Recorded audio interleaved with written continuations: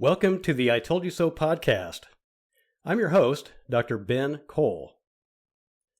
I started this podcast because I noticed an erosion of societal discourse and how normal conversations are often fueled by polarization. The I Told You So podcast offers an opportunity for healthy discourse and effective debate. I select topics to discuss and debate with listeners and guests of the I Told You So podcast. Listeners and guests predict what will happen in the future. I track those predictions and announce who predicted accurately when those predictions become true. The podcast offers topics where listeners and guests can discuss and debate with the goal of predicting the future so they can proudly say, I told you so. My guest for this episode is Dr. Marshall Stewart.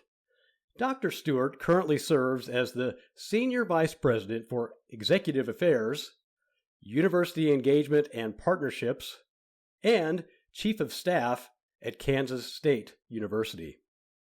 With a passion for supporting and strengthening the people of land-grant institutions, Dr. Stewart is a nationally recognized leader in higher education and university stakeholder engagement. In his role, Dr. Stewart acts as the university president's principal liaison with university, government, and community leadership. Reporting directly to the president and serving as a member of the president's cabinet, Dr. Stewart facilitates strategic initiatives and partnerships that have local, state, national, and international impact. He leads and directs university-wide engagement efforts to strengthen the institution, enhance economic impact, and deliver on a promise as a next-generation land-grant university.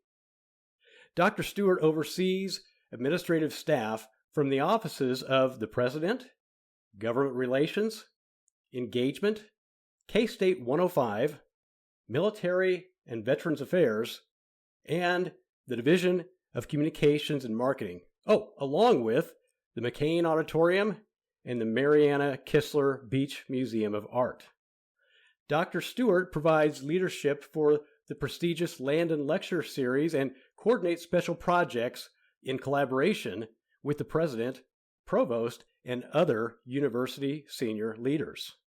Additionally, Dr. Stewart partners strategically with the Kansas State University Foundation, K-State Alumni Association, and K-State Athletics to advance the next-gen K-State strategic plan. Dr. Stewart earned his bachelor's degree in agricultural education, his master's degree in agricultural education, and a doctoral degree in education with an emphasis in agricultural and extension education, all from the great North Carolina State University. On this episode, Dr. Stewart and I discuss the future of higher education. So, Dr. Stewart, thanks for being a guest on the I Told You So podcast. Let me start our conversation by asking you this. How has the public narrative surrounding higher education changed, specifically when it comes to the value of a higher education degree?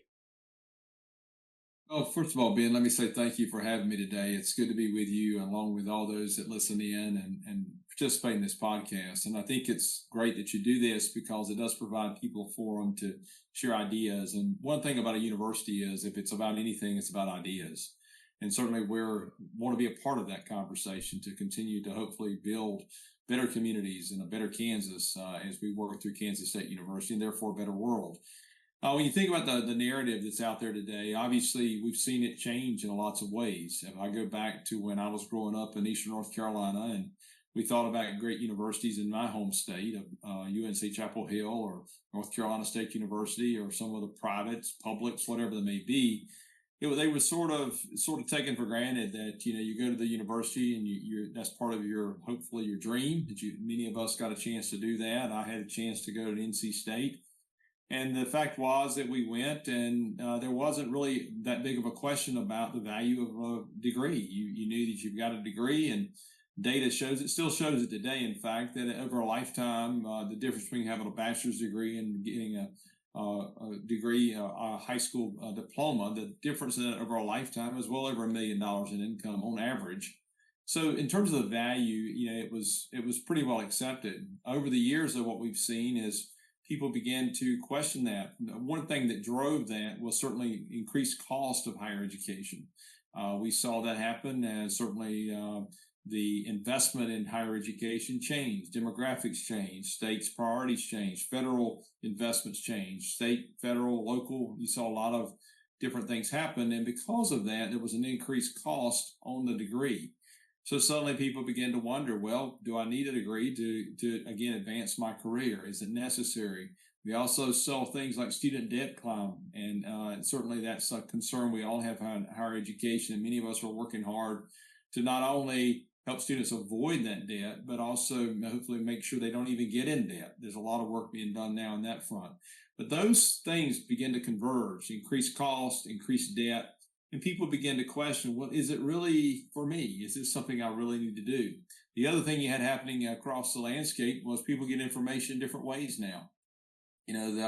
Literally you can pick up your phone, and the technology that's in your iPhone or whatever you may use certainly gives you tremendous access to information and knowledge. And do you need to go there again? Again, there became so many ways to get knowledge beyond the traditional higher education route. We saw credentials, micro-credentials, so many different ways. And then as we even go more recently during COVID, where we saw so much go online, it was already becoming a big thing, but now it's even bigger. So the question becomes, what's the value of it? And I think it's a legitimate question that people should ask. And certainly those of us in public higher education have to be accountable, and we need to share that, that value of what we do, because that's something that we need to be accountable for. So the question itself, in terms of is it valuable or not, I think it's a legitimate question. I think what we have to do in higher education is to remember our roots, how we started in public higher education, why it was started. And if you go back and look at the history, it was to advance people. Go back even in the land grant system, which I'm certainly been a big part of. 1862, Abraham Lincoln, Justin Morrow really saw there was a need for people to have access to higher education. Out of that came tremendous advancements in science and manufacturing and all kinds of technology over the years. But most importantly, probably, was the evolution and the emergence of the middle class, which came out of that, because so many in areas where they didn't have the knowledge and the education were able to move not only socially but also economically into a different strata. So again, it's those same kind of principles we have to reach back and look at. And so that narrative, though, again, thinking about cost, thinking about debt, thinking about the ways you get information now, it became a legitimate question. I think what we have today, though, is an opportunity in that to really redefine what higher education is all about. Number one, it's about ensuring that people have the knowledge they need to have that economic and social mobility. Again, going back to the 1800s when public higher education, especially in the land grant piece, became really real. I think we also have a responsibility when we do research. Yes, we do research to discover, to learn new knowledge, but also the application of that, the broader impact of that, as it's referred to in the federal language of NSF and NIH. We need to make sure that we're showing the relevance of that and how it affects people's lives. Again, that's on us to communicate that value, to make sure people understand it. I also think it's important that we, those of us, especially in the land grants, that have this wonderful gift called extension and engagement and outreach that we're so well known for. We need to retool that and make sure we're providing the full breadth of the institution affecting communities. In Kansas, we have 2.8 million citizens, and I would say our student body is really those in that realm of 2.8 million people. So what has been seen as the value of a degree, perhaps, and a value of coming to the university, I think it's time for the university not only to be sure that we're doing good things, the degrees are appropriate for the workforce of today and tomorrow, but also keep that cost down, figure out ways to provide access to first-generation students, as we have for decades in the land grant system, and other higher education institutions have done that, but also make sure that we're pushing that knowledge out through other vehicles, through credentials, micro-credentials, and other ways. If you do all that in tandem, I think you recapture narrative, and it allows you then to have a partnership with people in the country, that people see us as a valued partner. Again, I think we let it slip away. We let the narrative get away, and now it's time to bring it back. And we're doing that at Kansas State University. I think we're beginning to see real improvement in that. I think you're seeing it in not only student enrollment beginning to turn around. In spite of enrollment declines around the country, we're beginning to see ours turn. Some other institutions around the country, the institution I was most recently at, the University of Missouri, certainly seeing a great turnaround in their enrollment and doing some great things. And again, it's returning to those principles of being relevant to the people we serve in the states, that relevance, that connectivity, keeping those costs as affordable as we can, providing those resources where we can to help students get into the institution, all those things working in tandem not only helps you get the narrative back, but also really creates a new value proposition of what higher education is all about. So long answer, lots of aspects in that, certainly lots of questions that could be asked out of that, what I've just shared. But I think all of that puts us back dead center where we need to be, which is truly a resource, a asset that states see as something that really not only creates knowledge, but also transfers knowledge through teaching, but also applies knowledge in local communities. And that's what universities are really all about. Yeah, I agree. And one of the things I heard you say, and maybe I'll just say it back in the way I heard it, it seems to me that it's really important to demonstrate the value and the impact. What I think is even more important for universities to do, especially today, is not just to communicate the value and to communicate the impact and to demonstrate that, but to follow up on what you say you're doing. So, demonstrate to the community, to the state, the stakeholders that, look, we say we're going to do this. We are doing it. Look at the results. So almost like a business. And so not that universities are businesses, but I think it's important to be able to not just convey a message, but to follow up on that message in order ultimately to build trust. So, well, I think if I can just say a word about that, if you look at Kansas State University, we're a good example. We have been very open access for literally generations since our beginning, taking basically students who work hard and try hard in high school. They've got a chance to come here. Over 90%, right at 94, 95% of those students who apply here get accepted. That's a lot. It's pretty open access. So you get an opportunity to come. Now, not all of them come, but they certainly have the opportunity. The good thing is that of those that come, if you look at our placement rate, right at 96% of them get jobs, careers in field of study within 6 months. That's pretty strong. That's a return on investment. That's a return on investment in terms of tuition, also the time they spend here, the investment of faculty, and all the things that go into the student experience. And I think what you're saying is truly correct. We have to show that impact. If you look at what we do through extension and engagement and outreach activities, whether it be through STEM education, with our College of Education working in local schools, we are the largest provider of public school teachers in the state of Kansas. That's something a lot of people don't know. Therefore, we have lots of linkages with public K-12 schools. We need to build on that. We do a service for the state through that work, and we give great teachers in lots of small town, rural communities that really need that. Also, urban communities reap benefit. You look at our vet school and what we do in terms of clinics, not only on campus, but also when we take our vet med vans and different things we have into community across the state to do work, and diagnostic lab that we have here at Kansas State, where people bring animals or animals that have been hit with some kind of disease or something. They come here and learn what it is, what's going on, how do I remedy that? There's just so much that we do. And so you're right. It's not only articulating a good message, but it's also showing value. And those are examples, whether it be in education, through our work in extension, with agriculture, 4-H, and all those things we do. We've done a great job with, whether it's through things like K-State 105, which is really about business and economic development. Or, if you go right on into anything we do, the vet school, the education, everything we do, we have an impact in the state of Kansas. And I think it's important that we show that value again and again, that we continue to demonstrate that to people. Just this year, we have seen one of the largest investments by the state of Kansas, and we're thankful for this, by the legislature into this university. Other states are seeing similar numbers. If you go, again, some other states have seen this too, and those states that are seeing that are states like us that have really focused on needs of the state. We were able this year at Kansas State to have funding brought to us, starts July 1 for a water institute. Water is a major issue in the state of Kansas. We have 75 faculty across all colleges working in water. This is going to allow us to center them, work with them more collaboratively, and to hopefully do research and innovation that will address many of the water issues, but primarily looking at behavioral issues and how we work with water, what we do with water, how we squeeze more value out of water, if you will, to enable us to be a more water secure state, which is really important in the western 2/3 of Kansas. Not to say it's not that way here, but it certainly is out there. So those are things that you really point to and say, that's an example of something we're doing. We identified an issue, collaborate with the state, create a partnership, and then we're able to deliver on the promise of what we're supposed to be doing as a public higher education institution. Love it. So, you mentioned a little bit about enrollment. So let me ask you about that. How can universities overcome this narrative and overcome the trending decline in student enrollment numbers?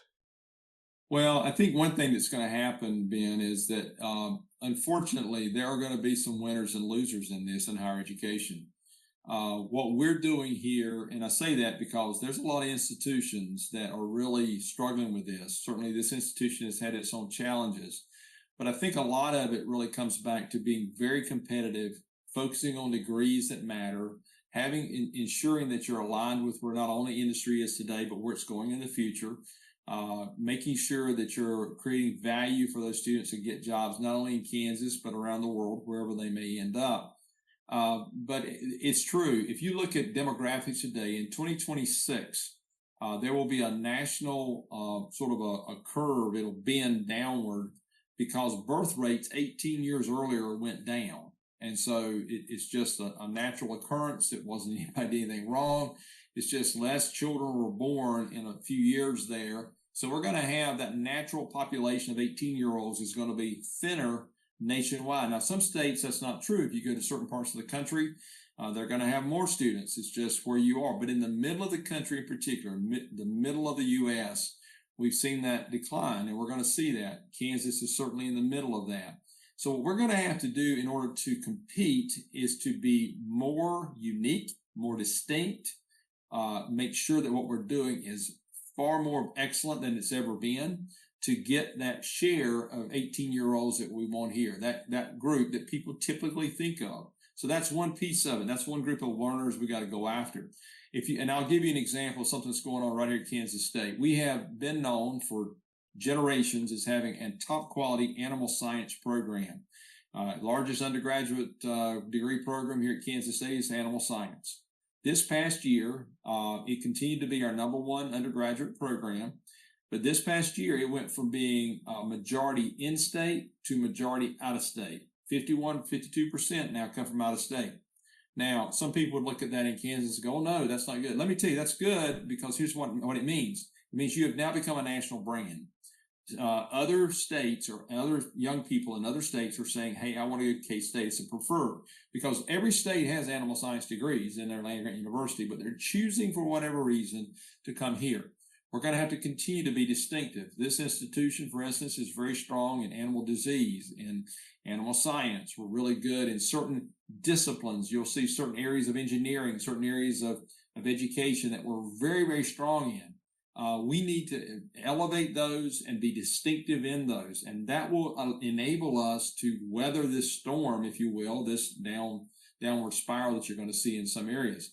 Another piece of that, though, is beyond the traditional 18 to 22-year-old. You've also got to look at other learners. In this state, just like other states, there are hundreds of thousands, probably in the neighborhood of 300,000 or 400,000 people living in Kansas that at some point went to college but didn't finish. So you've got learners that have partially finished a degree, but maybe they didn't complete.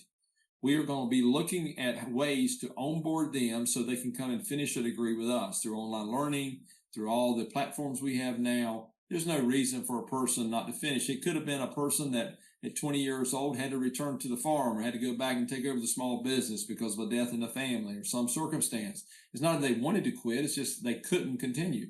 So what we have to do is figure out how to bring them into this system. Another way that we can think about is collaborations with community colleges. Right now with our community colleges, for instance, we have a great partnership for teaching certification where students in rural communities can go in. Many of them are adult learners. They've already got some kind of career, but they'd love to be able to be teachers. So they can go on the community college campus. They can take a number of courses there. Then they do the rest of the program online, partnering with the community college. They do their student teaching experience through Kansas State University, never have to leave their local community. That's another innovation, another way to reach students. We have to be thinking in those terms. Another piece of the puzzle is this whole area, I mentioned it earlier, credentials, micro-credentials, certificates. Those people that graduate from Kansas State University or that have graduated, they oftentimes want to continue their education, or they may have gone to another university. There may be a credential in entrepreneurship or in business analytics or whatever that we could put together that could either be online or them coming here for part of that to enable them not to get another degree, but to get additional learning and a credential that would be very satisfactory for them or their employer. So there's a lot of ways we can go about this. Our goal here is to have 30,000 learners by the year 2030. About 23,000 of those will be what you think of as traditional students.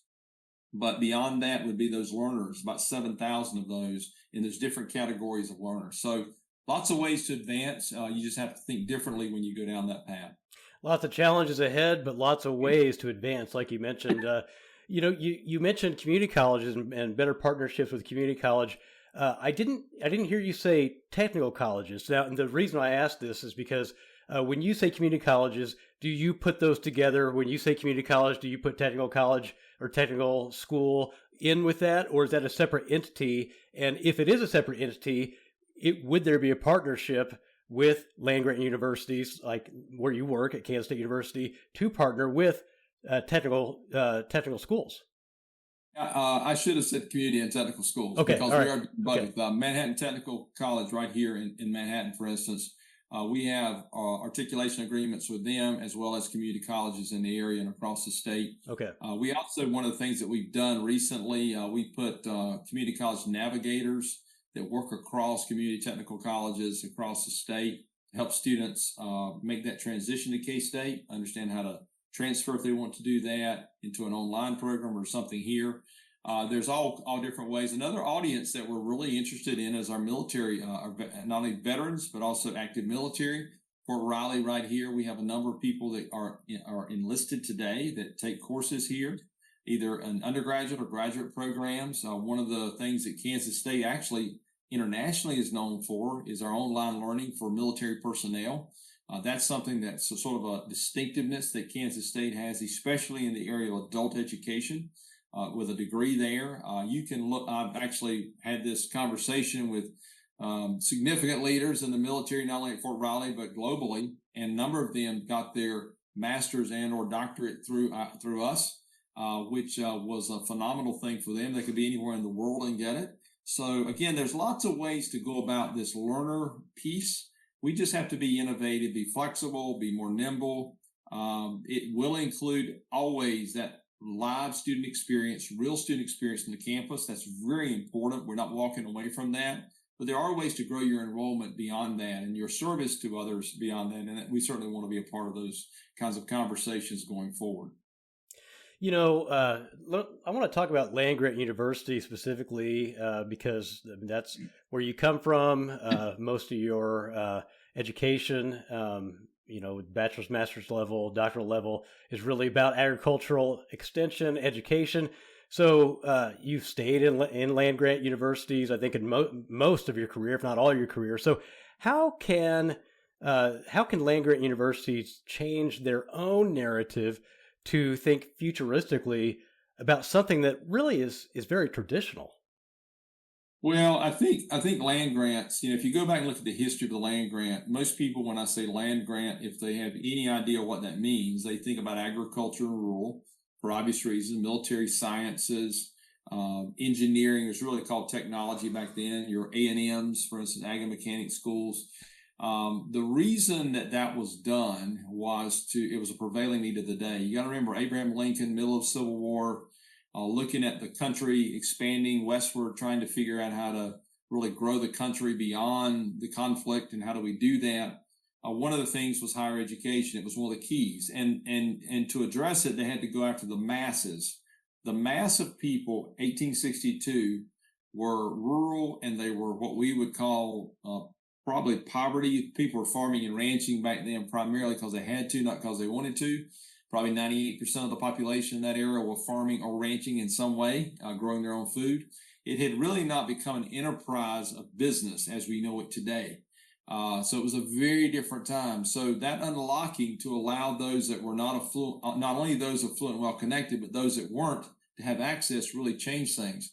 So it changed it. And out of that came lots of things. 1862, the original Land Grant Act. 1890, the second Land Grant Act, which enabled African Americans to have that same opportunity. 1994, Native Americans had that same opportunity through their institutions. So 3 distinct Land Grant Acts that every time opened that door wider and allowed people to come in. When we think about where we are today, when you ask the question about land grants, what should they be focused on today? I believe it should be the same kinds of things, creating greater access, greater pathways, multiple lanes for people to come in. We need to figure out how to do that, and to do it in a way that really begins to grow again the middle class. If you look at society today, one of the areas that's really under pressure, lots of research has been done on this, is some would say that there's a shrinking middle class, that it's harder for people to have economic mobility if they're on this end to get into the middle. Those in the middle, if they're depending on where they are in the middle, it's harder to move up. So economic mobility is very difficult. I would contend that higher education, in particular land grants, have a mission purpose in that space. Create access, figure out how to educate, to do it with all the modern technologies. It doesn't have to be every student on the campus. It can be multiple ways, but to figure out how to extend knowledge into communities to elevate everybody. If we do that, we're going to have a more economically relevant community. More people get to participate. More people get to have not only social mobility, but also that's tied to economic mobility. There's just a lot that can happen. Just like it occurred from 1860s all the way through the late 1800s, began to continue to grow in the early 1900s. If you look, a lot of that growth was because of land grant universities. And I would contend that today is the same thing. We've got a chance now to learn from that, position it differently based on the technologies and the relevance we have today, and to move forward in a new way. But it's really about doing the same things, just doing them differently. So I think it's a great opportunity for universities. And I would say this about non-land grants. I mean, there are great public universities. I've obviously spent my time in land grants, but there are wonderful public universities, wonderful community colleges, technical colleges, many great private universities who have a very strong mission of trying to open up access. And what we all need to be doing is thinking about how to do that. And if we do that, if we serve, in our case, Kansans well, Kansans will respond. And we're finding that, and so will others that will surround us in other parts of the world or other parts of the country. And we just have to be distinct, unique.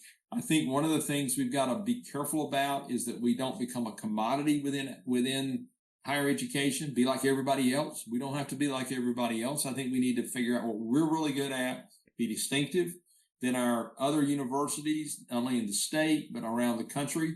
Distinctiveness is going to carry the day. I do believe that. And I think having that uniqueness, that distinctiveness is going to really, really be important going forward. So whether it be land grant or non-land grant, I think the opportunity is the same if those leaders in higher education choose to take it.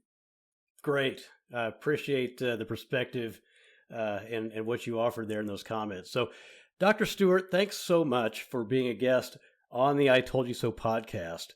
So, if listeners would like to learn more or would like to follow up with Dr. Stewart, simply call Kansas State University, and the number is 785-532-6221, or send an email message to K-State at kstate.edu. Or I would assume I can just give your email address, Dr. Stewart. It's marshallstewart@ksu.edu. And because this podcast is about predicting the future, my questions to those listening are: do you agree with Dr. Stewart's assessment of higher education, and why or why not? What will be the challenges of higher education in the future? And what broader societal and economical roles will higher education play in the future? So let me know. You can text or call me at 1-785-473-3721 or send an email message to ITYS at BenKohlITYS.com or post to any of my social media channels. If there's another podcast platform you prefer, please let me know that too. So I ask you to go to the I Told You So podcast website, and that's my name, all one word, BenKohlITYS.com, to connect and get your own I Told You So items at the merchandise link. You can choose from shirts and hoodies and hats and mugs and lots of other items. The I Told You So podcast, at least I hope, is a space for healthy discourse and effective debate, with the goal of predicting the future so you can proudly say, I told you so. Also, if your business or organization is interested in advertising on the I Told You So podcast, please let me know that too. So thanks for tuning in to the I Told You So podcast, and thanks again to my guest, Dr. Marshall Stewart. So followers of the podcast are very important, so please follow, like, subscribe, leave a comment, give a high rating, and share with your friends. I'm your host, Dr. Ben Kohl, and I hope to hear from you soon.